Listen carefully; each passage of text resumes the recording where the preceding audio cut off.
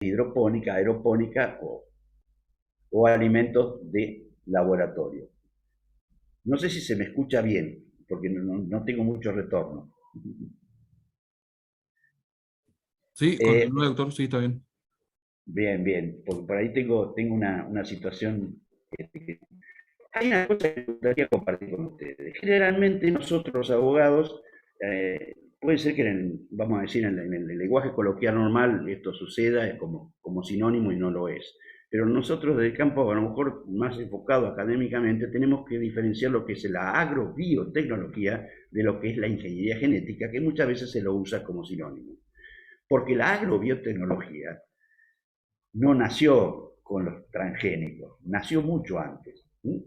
En el año 8000 se inicia lo que significa la selección de variedades por fenotipo, o sea, por la forma exterior, ¿sí? Por el comportamiento exterior, por el grano que producía, por el mayor desarrollo, la sanidad, por individuo vegetal. El trigo es un ejemplo típico. En Anatolia Central se han detectado de procesos de domesticación del trigo para bajar la altura, para evitar que los vientos lo vuelquen y perder a hacerlas más enanas, que hoy casi todas las variedades son de escasa, vamos a decir, de escaso tamaño, pero con muchos granos por espiga. ¿Sí? Esto fue producto de un proceso milenario, podríamos decir, de mejoramiento, donde juegan indudablemente cuestiones vinculadas a la actividad del hombre, pero también en cuanto a las características agroambientales donde estos cultivos se desarrollan.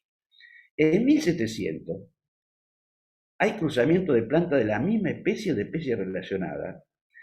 Por ejemplo, voy a citar, y esto lo recoge la historiografía, obviamente, de todos estos procesos, el colinabo, que es originario del norte de Europa. No fue natural, el colinabo no es natural. El colinabo aparece, algunas disputas hay, si fue natural, la naturaleza lo dispuso, en forma accidental, aleatoria, o fue el individuo humano que activó esa mezcla, de ese híbrido que es entre el nabo y la col, el colinabo. Este es un señal claro de agrobiotecnología que pueden haber contribuido, obviamente, el ser humano en su trabajo. En 1865 aparece una cuestión que es Mendel y el descubrimiento de las leyes de la herencia. El principio de la uniformidad de los híbridos, es decir, empieza a nacer lo que luego va a desencadenar en el siglo XXI todo esto que vivimos, ¿no es cierto? Genera estos principios, obviamente el principio de la uniformidad de los vegetales para tener un mejor manejo, control de cuidado y protección de los cultivos hasta cosecha, que maduren más o menos en el mismo tiempo para producir su recolección. También aparece el principio de la segregación, o sea, cómo se van separando, vamos a decir, los procesos de reproducción para producir ese fruto. Y la transmisión de independiente vamos a decir, genética, se vincula un poco más al nacimiento de la genética sin que en ese momento, obviamente, recibiera esta denominación. En 1940, cuando muchas veces hablamos naturales, como ejemplo el pomelo rosado. En 1940 empieza un proceso de mutagénesis que empezó a desarrollarse en la década de 1920, las investigaciones, y consiste, actualmente se sigue haciendo, exponiendo a las plantas a agentes mutagénicos físicos como por ejemplo rayos X, gamma, neutrones, protones, o químicos, ácido sódico, etalmetosulfunato, o sea, todos esos productos químicos, estas mutaciones no ocurren controladas por el humano, sino ocurren al azar en el genoma del destinatario. El caso más claro tenemos el pomelo mutagenizado, que es el pomelo rosado. El pomelo rosado no es natural, no nació de la naturaleza, es producto de esta mutagénesis sobre el pomelo blanco. Hay más de 2000 especies que se consumen en el mundo y que fueron mejorados con este procedimiento de mutagénesis. Estos son datos que pueden ser consultados en la FAO. En 1953, descubrimiento de la estructura de ADN, y es la primera piedra fundamental para lo que venía luego. En 1973 empiezan las técnicas de transferencia de genes en forma experimental y el nacimiento de la ingeniería genética técnicamente hablando, una etapa de investigación y experimentación. En 1980, insulina humana producida por bacterias, el primer producto de la ingeniería genética, no fueron los vegetales, al inicio de la aplicación experimental también en fitomejoramiento vegetal. Es decir, estas técnicas se fueron desarrollando a otras especies. En 1996 se aprueba y libera comercialmente el ambiente los primeros organismos vegetales genéticamente modificados, que son aquellos, yo le digo primera generación, porque únicamente tienen por función el control en la etapa de producción. Y obviamente esto, sobre todo en la parte productiva que es el productor agrario, en el caso de los productos de acción química, fertilizaciones, resistencia a enfermedades, bueno, todos esos, que son los fitosanitarios. Y las características de las plantas para tolerar algunos herbicidas, insecticidas o fungicidas que podrían afectarlas. En 2005 empieza un proceso novedoso que es la edición genómica, genética o génica, que no me voy a extender demasiado, pero estoy a disposición para avanzar en estos temas, porque en este momento en el país se han recibido 26 solicitudes de edición genética sobre distintas variedades, que se distingue de la ingeniería genética tradicional del transgénico, porque no se trata de transferir un gen de una especie a otro, sino en el mismo individuo se edita, se suprime, se llama de tijera, aquellos genes que pueden recibir o ser susceptibles de mayores enfermedades para ese cultivo y amenazar el fruto que va a producir, o bien algunas propiedades que tienen estos tipos de frutos en su composición natural que pueden tener una cierta afectación humana en el proceso de alimentación. Después voy a citar el tema, hay un tema especial que surgió en estos últimos años. En el 2016 finalmente se aprueban cultivos o organismos vegetales genéticamente modificados con cualidades nutritivas diferenciales. Hay muchísimos. Hay papa, arroz dorado, fortificado con vitamina A. Es decir, hay muchos no están aprobados en el país, pero en el mundo, en muchos países, ya empezaron a hacer sus aprobaciones. La edición génica, me distingo acá, nació un poco producto de un microbiólogo español, Mojica, su apellido, de la Universidad de Alicante. Descubrió y lo bautizó como tijeras genéticas, ¿sí? En 2005. Hay ejemplos, el caso de la mandioca, ¿sí? que perseguía esta edición génica, silenciar dos genes cianógenos, ¿sí? Que es un gas incoloro que a concentraciones altas puede ocasionar daños a la salud humana, génicamente.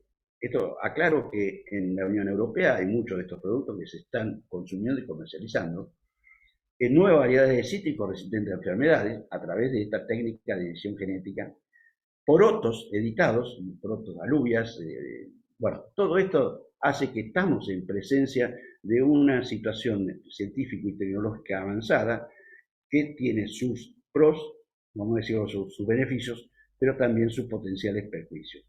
Ya no hablamos solamente de bioseguridad, que obviamente es muy importante, sino también de lo que significa un trasvasamiento de lo que era el productor agrícola clásico a la producción industrial que es conducida y desarrollada por las empresas. Es decir, desaparece un poco la figura tradicional del productor.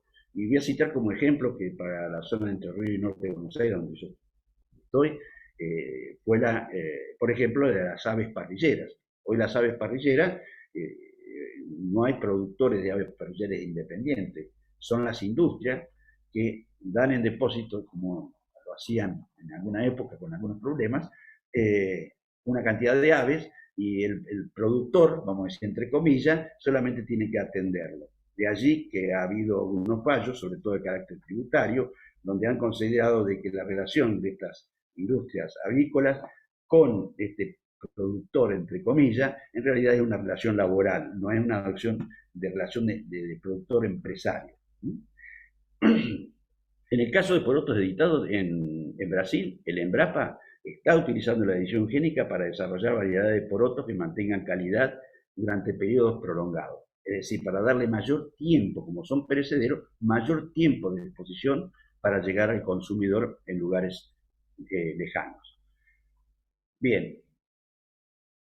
Me interrumpe, doctora, si estoy muy pesado.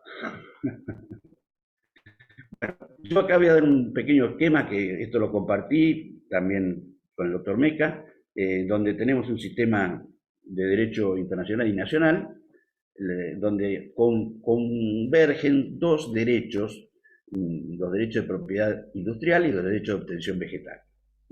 Nosotros acá tenemos un acta del año 1978, base de nuestra ley 2247, tenemos un acta 1991 que están obviamente sobre todo a través de Estados Unidos, impulsando rápidamente la adhesión a este acta, que vamos a ver las diferencias que tiene con el 78 más adelante. Nosotros adoptamos un sistema de protección sui generis, como lo hizo así también la Unión Europea, salvo el tema de los microorganismos, que el artículo 27, apartado 3, inciso B del Acuerdo de Derecho de Propiedad Intelectual para el Comercio, habla que naturalmente solamente las plantas, los animales, excepto los microorganismos y los procedimientos esencialmente biológicos, no son, porque no sea procedimientos, no serán patentados. Los miembros pueden, o sea, el acuerdo dice, los miembros podrán excluir, no significa que deben excluir. Son decisiones soberanas de los estados por el principio de territorialidad que gobierna todo el sistema de derecho de propiedad intelectual relacionado con estas cuestiones. La ley de patentes dice que no son patentables las plantas y los animales, la nuestra. En cuanto al acta vigente en Argentina, respecto a la de 1991, tenemos bastantes dificultades. Vamos a verlo más adelante. La OPO 78, a la que está adherida Argentina, comprende los géneros y especies limitados por etapas con progresiva incorporación. La de 1991 la extiende a todos los géneros y especies vegetales. En el caso de la 78 hay un tema crítico, que es lo que muchas veces los legisladores lamentablemente focalizan todo en los autógamas, soja, trigo, para diseñar una actualización, como le llaman, de la ley, que no solamente se agota a soja o las autógamas en general.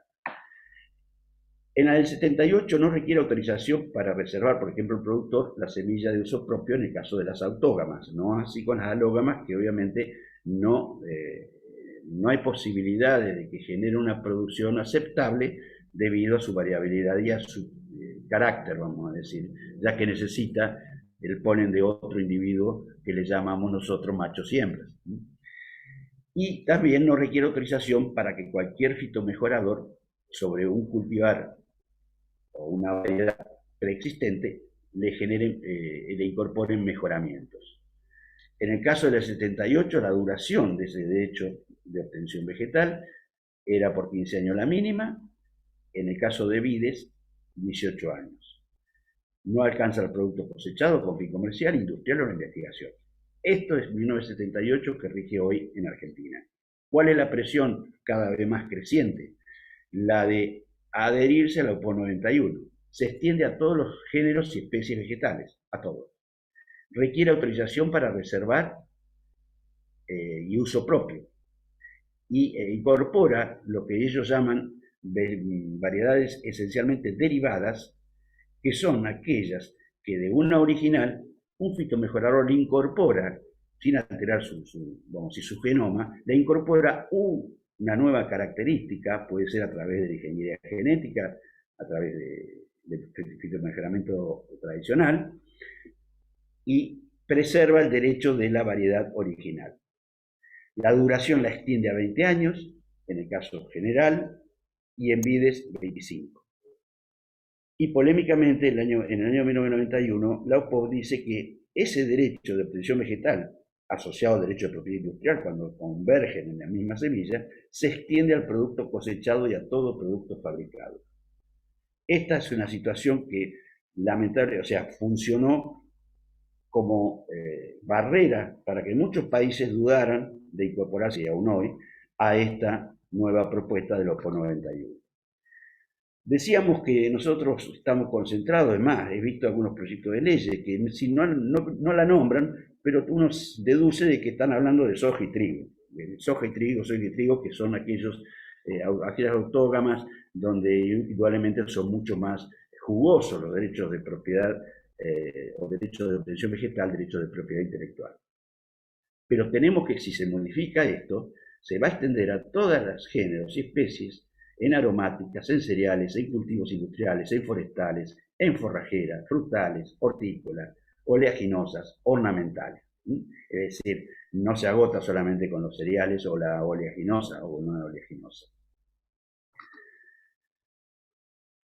Frente a la extensión del derecho a expresión vegetal y el derecho de propiedad industrial, al producto cosechado es lo que está generando mayores desacuerdos y presiones. Las organizaciones empresarias, obviamente, que representan los derechos de los titulares vamos a decir, de los derechos de propiedad intelectual, pugnan por lograr una protección amplia de su producto.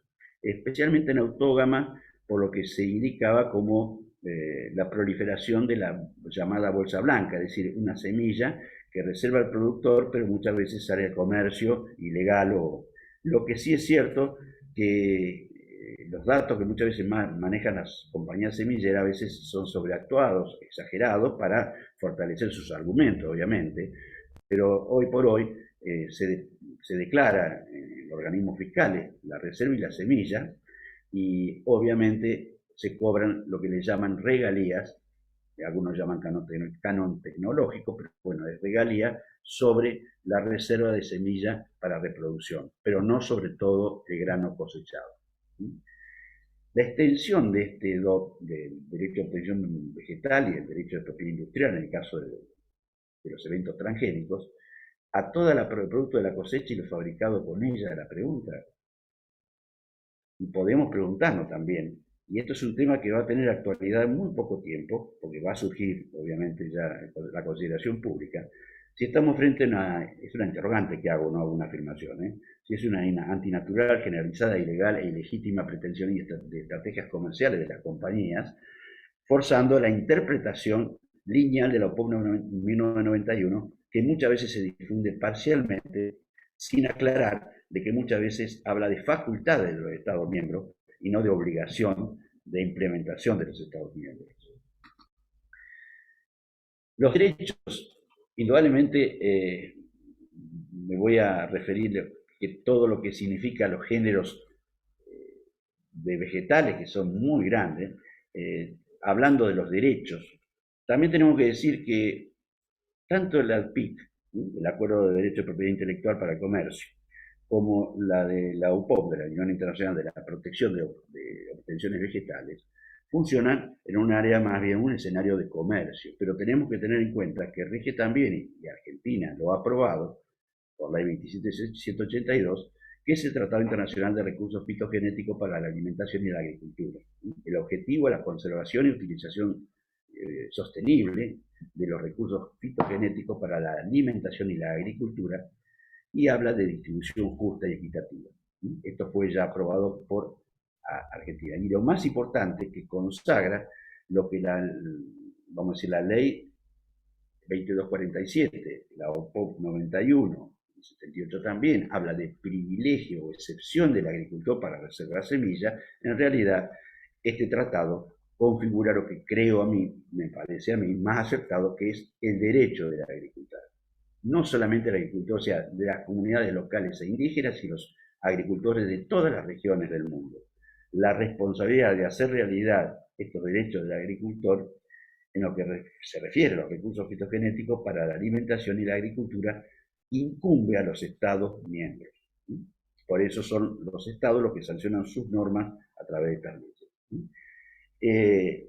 Nada dice el acuerdo, obviamente, que la ley de aprobación argentina dice que este artículo que acabo de citar se interpretará en el sentido de limitar cualquier derecho que tengan los agricultores a conservar, utilizar, intercambiar y vender material de siembra o propagación conservado en las fincas, la reserva de uso propio, con arreglo, obviamente, a la legislación nacional, que esto es tan importante que nuestra legislación, si se actualiza, preserve en algún rango, y a lo mejor no será gratuito, podrá ser oneroso, pero deberá ser protegido.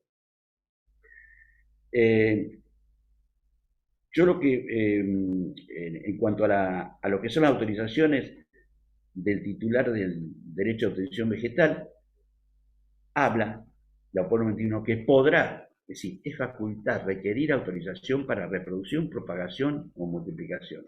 Podrá extenderse al producto cosechado si se infringiera la autorización del titular. Pero este requerimiento de autorización dependerá del nivel estatal, del Estado miembro por el principio territorial y trato nacional, para los casos específicos. También géneros y especies. Los géneros y especies, en el caso de la Unión Europea, traje a colación esto para ejemplificarlo, no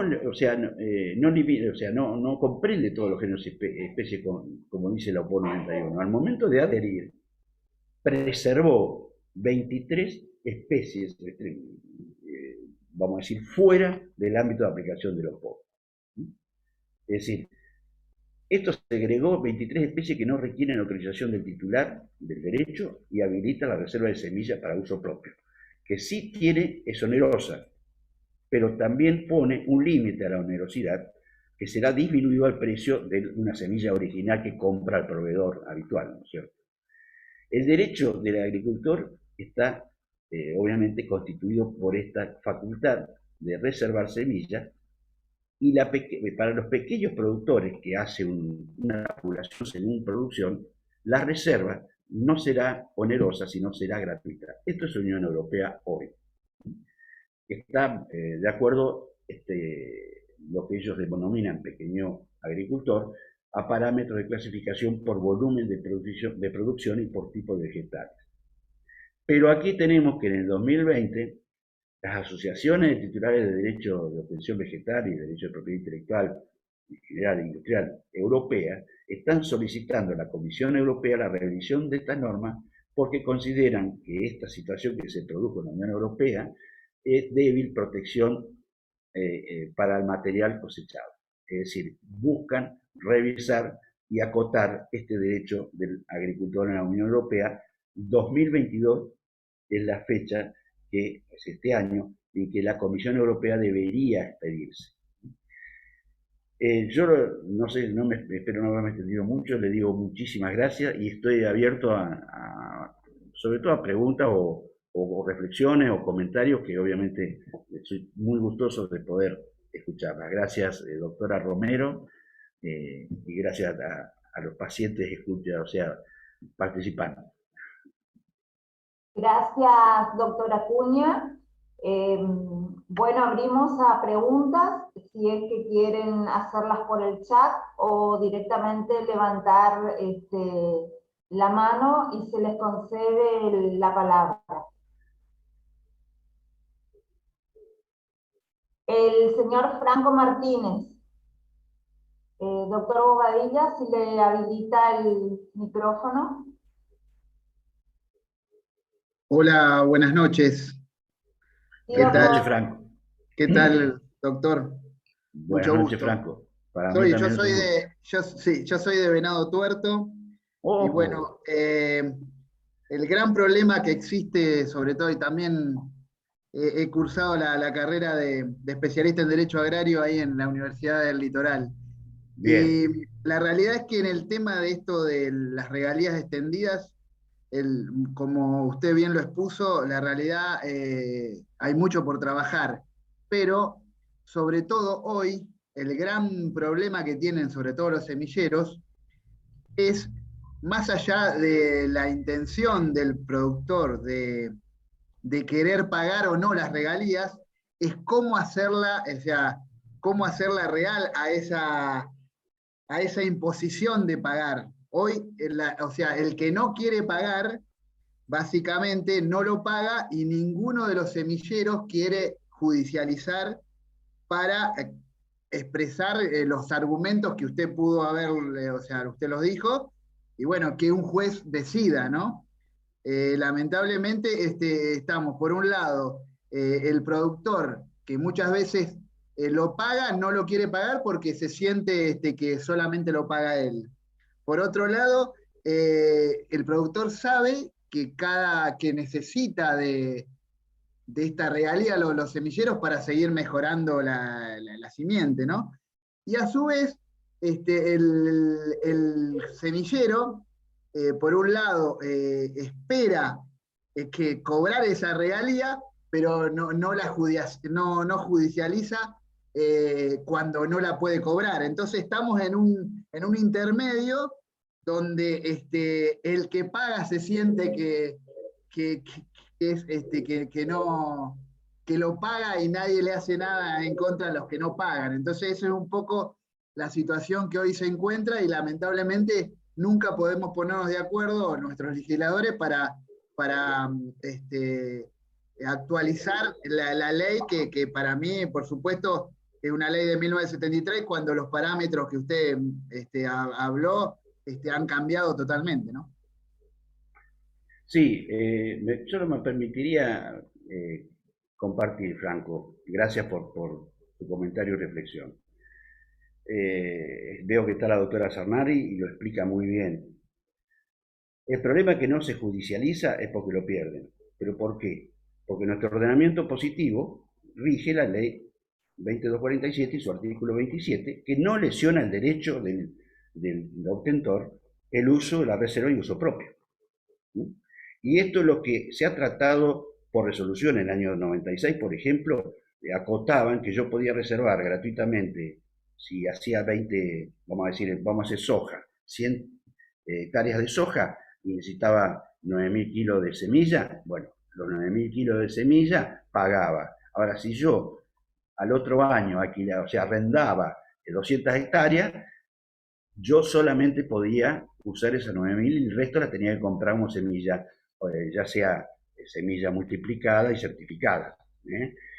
Yo entiendo de que hay un interés muy fuerte, a lo que sí, respecto a los derechos en algunas cuestiones tengo algunas conclusiones que son opinables seguramente, en otras tengo severas dudas, porque es como la ciencia y la tecnología, cuál es el parámetro de donde se va, el escenario donde se tiene que mover, para que no se generen distorsiones, sobre todo respecto a la ley de defensa de la competencia, que la doctora Sarnari también lo explica muy bien, respecto de lo que significa el productor. Yo tengo una perspectiva, y lo hablo como miembro de la familia agraria, una perspectiva de las transformaciones del sector agrario que muchas veces en algunos ámbitos parlamentarios o urbanos siguen manejando, vamos a decir, la historia de hace 100 años. Es decir, no es lo mismo, ya cambió toda la estructura. Antes, hace 2 generaciones atrás, el que no estudiaba iba al campo. Esta era de nuestro abuelo, esta era la consigna. Ahora es al revés. Para ir al campo hay que estudiar, porque indudablemente la complejidad, no solamente de la producción, sino de los sistemas de producción, conservación, expendio o aplicación de fitosanitarios, entonces necesita mayor profesionalidad, sin duda. El tema es, yo no tengo una opinión negativa respecto de que que sea onerosa la reserva de semilla propia. O sea, yo me reservo semilla y pago, en este caso se hacen contratos, las empresas hacen contratos donde pagan una. Lo que sí, el sistema de publicación y los sistemas se han convertido o se han adueñado las empresas, donde no hay contrato. Es nada más, son contratos a cláusulas predispuestas por la empresa, no por el productor. ¿El productor acepta o no acepta? El tema es, y la doctora Sarnari lo ha explicado en algunas oportunidades, que se expanda este sistema, donde van a presionar sobre la libertad del productor para poder comprar, o para poder acceder a una semilla, como dice la ley, de buena calidad. Bueno, y esto es un tema abierto, muy opinable seguramente, muy opinable. La doctora... Doctor, Sí. Doctor, tenemos 2 preguntitas más, por Adelante. favor, a través del chat. El doctor Adelante. Lago, ¿qué reflexión le atañe la nueva embestida contra el uso propio, dirigida a comercios y acopiadores, en lo que se amenaza con retirar del RUCA si no toman muestras y las envían a los laboratorios de la bolsa de cereales? Muy bueno, excelente pregunta. Yo estoy al menos enfocado que todas estas cláusulas contractuales que se imponen no solamente al productor, sino también, muy bien lo ha señalado, vamos a decir, lo que es el sistema de acopio, el sistema de despacho, de recepción y acondicionamiento de los productos. Esta imposición es absolutamente ilegal y arbitraria.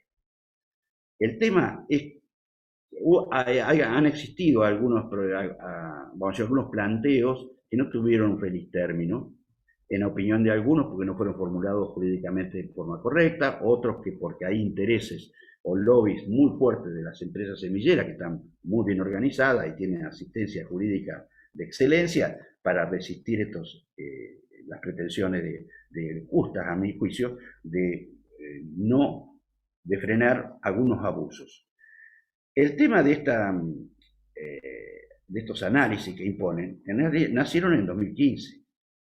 Yo fui muy crítico de esa resolución, y esa resolución se está renovando todos los años. Actualmente sigue rigiendo, renovándola anualmente, donde dice va a ser un imparcial el que va a hacer el análisis de la semilla, pero obviamente no se expide sobre cuáles son las condiciones del convenio.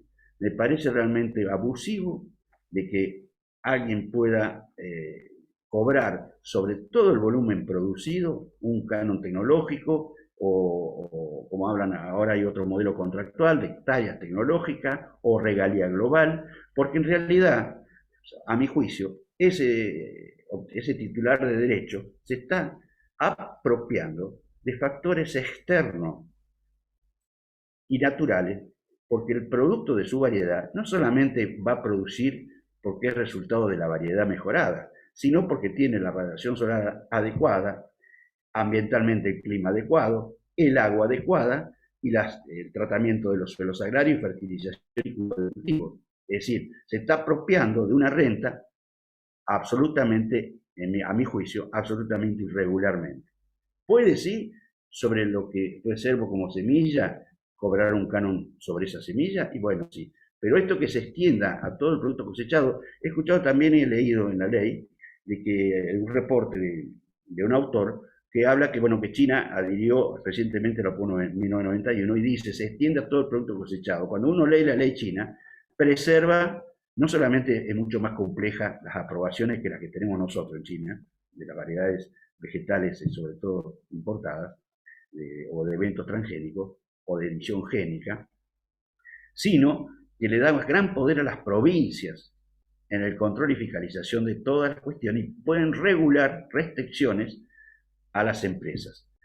Es decir, que eso que se extiende a todo el producto cosechado, ese artículo de la vieja ley china permanece vigente, donde salvaguarda, con criterios de mayor razonabilidad seguramente, los derechos del ostentor, pero también el derecho del productor al acceso a la semilla, que este es el peligro que veo en aquellos discursos donde parece que la ciencia y la tecnología tiene, vamos a decir, un rango superior a otros derechos. ¿Es legítimo el respeto a los derechos de propiedad intelectual? Sí, pero también hay derechos que están en juego y a veces están en desarmonía y enfrentados. Otra pregunta, doctor, de la doctora Alejandra Castro de Santa Fe. En relación a la evolución de la sustitución de siembra tradicional por la hidroponía, ¿qué países tienen ya su regulación normativa? ¿Existe algún proyecto en nuestro país? En nuestro país entiendo que hay algunos proyectos, yo mencioné muy rápidamente el tema de la economía verde y de la Comisión Nacional de Valores. Esto es una propuesta que la está impulsando muy fuerte el Banco Interamericano de Desarrollo, que aclaro, que está constituido por recursos que aportan los Estados miembros, pero abrió una ventana, que es el BID Invest, donde hay privados, grandes corporaciones, que están poniendo fondos casualmente para el desarrollo y financiamiento de proyectos, entre ellos de renovables o de usos alternativos al suelo agrario. Pero no conozco hasta ahora que ninguno de esos proyectos estén en ejecución o aprobados en los Estados miembros. Sí sé, en el caso de la hidroponía, en Japón, y en el caso de la aeroponía, entiendo que en los Países Bajos han hecho experiencias que la escala comercial, porque acá hay una cosa que también no podemos desconocer. Todo esto significan costos. El costo se transfiere a precio. Esto está claro. Entonces, el precio de ese producto pasa acá con los cultivos o los productos orgánicos. Los productos orgánicos tienen costos de certificaciones, costos de validaciones de protocolos, y esto se transfiere a precio. El problema es que el consumidor, cuando va a la góndola, hoy no sigue mirando el origen o las cualidades que dice el producto contener o los procesos de producción que tuvo, sino lo primero que mira es el precio. Y esto está claro. Por eso es, yo hablaba de, muchas veces hay opiniones obviamente respetables, anti-OEBG o anti-organismos vegetales genéticamente modificados, pero la verdad, doctora Romero, en 20 años este país ha progresado y consumimos organismos vegetales modificados en forma indirecta cuando compramos el helado, cuando vamos a comprar la medialuna de manteca, porque se usa mucho la fructosa de maíz y en el país el 90% del maíz que se cultiva tiene o algún evento o eventos apilados o son transgénicos, o sea, la mayoría, salvo el flint, que generalmente lo que se produce en el país va casi todo a exportación a la Unión Europea, ¿sí? Que es no pero el resto es indiferenciado, se junta en un lugar y se procesa la fructosa 45, que se usa para distintos fines, se usa, si usted ve una salsa de soja, por ejemplo, es transgénica. Si ve un producto que dice tiene, por ejemplo, hay un conocido café que no es café, no lo voy a decir la marca porque me lo van a demandar, pero en realidad son componentes químicos de buen precio que el consumidor prefiere por esa razón, pero está en base a fructosas de maíz. Es decir, para darle un sabor, más otros ingredientes, obviamente no digo que es el único. De manera que este tema de los organismos vegetales genéticamente modificados hoy, en este país y en el mundo, como la edición génica, por ejemplo, que es una cuestión de la que no se hablaba hace 5 o 6 años, porque esto empezaron a probarlo hace 5 o 7 años en los países centrales. Han descubierto que, bueno, que es una opción científica y tecnológica para mejorar la producción por unidad de superficie, las cualidades nutritivas y calidades del producto para el consumo humano. Es un gran debate todavía abierto. Hace 15 años, recuerdo en España, en un encuentro que invitaron, participé, obviamente estaba muy firme el tema de la bioseguridad.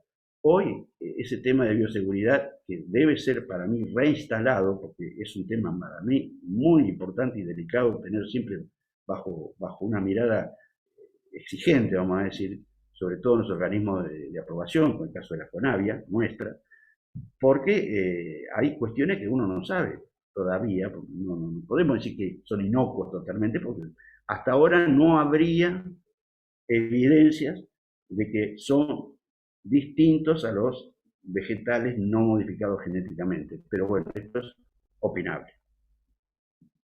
Doctor, la doctora Humérez de Pergamino, coincido con el doctor Juan Carlos en que es una problemática de suma complejidad y que requiere un permanente estudio en favor de una continua profesionalización sobre el particular. Un comentario, doctor, al desarrollo de su temática. Había un comentario que hizo la doctora Sarnari respecto a los contratos que, bueno, no me voy a extender más, pero les pido lo necesario pero Juan Carlos, ¿cómo analiza la incidencia contractual, sobre todo en los nuevos contratos, evolución por sobre el derecho de uso propio? Bueno, un poco lo había referido. Primero que hablan de contrato como un acuerdo privado. He estado en algunos eventos de empresas organizados por ellas y lo presentan como un acuerdo de libertad contractual, y es falso. No hay libertad contractual en ese caso. Es solamente adherirse a cláusulas generales predispuestas que fija una de las partes. ¿Lo acepto o no lo acepto? El tema es, a mi juicio, que lo más reprochable que tienen estos contratos, que avanzan y perturban el sistema de nuestro derecho de contratos agrarios, por ejemplo. No hace mucho en Belleville se analizaba con uno de los contratos, donde, por ejemplo, en una parcería va a modificar las condiciones de precio. ¿Por qué? Porque el productor que hace ese contrato para esa variedad vegetal, que tiene que pagar hectáreas tecnológicas, como le llaman, que es un canon, y sobre todo, por supuesto, dice, compra hectáreas tecnológicas. Ahora, si yo tengo bajo arrendamiento en una parcería, cuando yo me distribuyo el fruto, el tomador del contrato, que da el uso de suelo, obviamente va a haber disminuido su proporción en en el valor de la hectárea tecnológica que obviamente pagó el tomador de la semilla. ¿Me explico? No sé si fui confuso, pero hay alteraciones, para mi juicio, que deben ser revisadas y a mi juicio hay objetados, para mí objeciones muy profundas respecto de su, más allá de su legitimidad, que es ilegítimo, su legalidad. No puede extenderse al producto cosechado los derechos que pretenden estos contratos, que muchos han firmado en la inteligencia que dice es mi libertad contractual. Y voy a cerrar con esto. Este tipo de contrato pertenece a la misma matriz de la intacta RR2 Pro, que fue lanzada en 2012 por la empresa Monsanto, hoy Bayer, y este contrato fue discontinuado. ¿Pero por qué se discontinuó? ¿Por problemas legales, jurídicos? No, fue discontinuado vamos a decir curiosamente, por su inviabilidad económica, porque el mayor rinde que se suponía que la empresa prometía a sus usuarios, que decían entre 8 quintales, cuando uno sacaba la cuenta de todos los derechos que tenía que pagar, los gastos de certificación, los gastos vinculados a la recepción y segregación de esos granos, prácticamente les llevaban esos 8 quintales. O sea, ese porcentaje del 3-4% de mayor producción, realmente era un beneficio para la empresa, no para el productor. Cuando había pagado una bolsa de semilla, a lo mejor un 30 o un 35% más cara, más los derechos tecnológicos.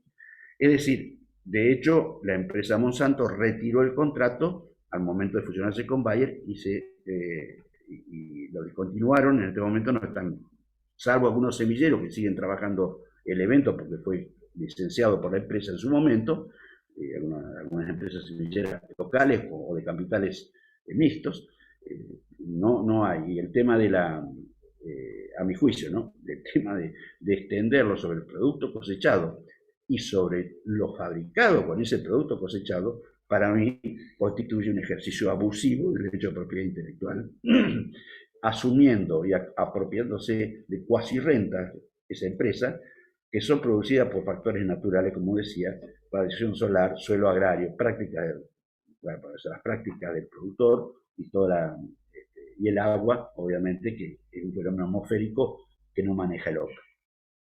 Doctora Acuña, una manito más levantada, el doctor Alvarenga. Doctor.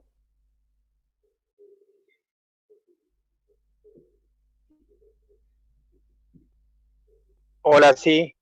Hola, Altemar. Sí. ¿Cómo andás, Juan Carlos? Gracias por tu generosidad. No, gracias al Colegio de Abogados por traerte. Y a todos los presentes, por supuesto. Justo a mí me interesó lo que habló este chico de Ontro 4, me parece que fue. El tema de Venado Tuerto, perdón. Del tema de la regalía. La verdad que asesorar a un cliente que pague una regalía que la ley no te exige, porque evacuaste bastante bien, no comparto algún criterio nomás en el tuyo, porque realmente me parece que es un exceso en el tema del derecho al obtentor. Pero bueno, eso es discutible y como vos lo dijiste, nunca se plantearon porque van a perder, sobre todo porque estamos con el UPOP 78. Ahora, si se modifica la ley, y bueno, estaríamos ahí en una raya de si nosotros queremos cobrar, porque el exceso de agua, hoy por hoy, no se ve tanto, pero sí vamos a tener un problema con el agua, y entonces podemos empezar a cobrar el agua porque es denominado el oro azul. Entonces, si uno quiere extender, podemos extender a una cantidad de cosas, pero es como decir que el carpintero es el culpable de la infidelidad, me parece, doctor. Pero era que justo usted evacuó bastante bien todo y me dejó sin la pregunta completa. No, gracias, Altemar. Lo que pasa es que acá uno de los puntos que voy a abordar en el próximo encuentro que celebra después de los años de pandemia, lo vamos seguramente a compartir en Rosario con el doctor Luis Faciano, yo voy a aportar un poco, la doctora Cernari también va a hacer un aporte relacionado con toda esta cuestión de lo que significan los derechos, tanto de los titulares protecciones vegetales o de derecho de propiedad industrial, como de los derechos del productor y de los consumidores, ¿sí? Que también es un tema a tener en consideración. Es un tema denso, complejo, pero lo que sí creo que el nudo gordiano aquí, que veo en algunos proyectos legislativos del pasado. En este momento hay un solo proyecto de modificación de la ley de semillas con estado parlamentario, del diputado Contigiani, pero ha habido alrededor de 15, algunas son repeticiones de periodos, por caída de periodos parlamentarios se han repetido. A mí lo miro con muchísima preocupación la redacción de las disposiciones, que son, a mi juicio, confusas y no solamente confusas, sino que van a inducir a situaciones de conflicto con proyecciones inesperadas, porque no se trata, o sea, desde los titulares de derecho hablan de que su derecho es constitucional. Y yo ensayé, si bien estoy en minoría, lo aclaro, ensayo que también el productor es un usuario de la semilla, también tiene un derecho como usuario consumidor y de rango constitucional. Y bueno, esto lo ensayaré y obviamente aclaro que arranco en honorable minoría dentro de la esfera, pero lo construyo este eje que voy a desarrollar en este encuentro sobre las modificaciones del Código Civil y Comercial de la Nación sobre la Ley de Defensa del Consumidor 24240. Es decir, eliminó algunos párrafos, a mi juicio, después queda librado a la interpretación de cada uno, pero esa eliminación ya no podemos ser considerado, el productor ser considerado como un eslabón más de la cadena de semillas. No hablo de la producción, hablo de las semillas. Es el usuario final de la semilla, el productor. Bueno, muchísimas gracias, doctor. Doctor Cotelo, si quiere cerrar, por favor, si es tan amable. Ahí está. Bueno, no, simplemente agradecido con el doctor. Atentamente escuchamos la charla. Felicitaciones al Instituto de Derecho Agrario, a todos los colegas que participaron, muchas gracias.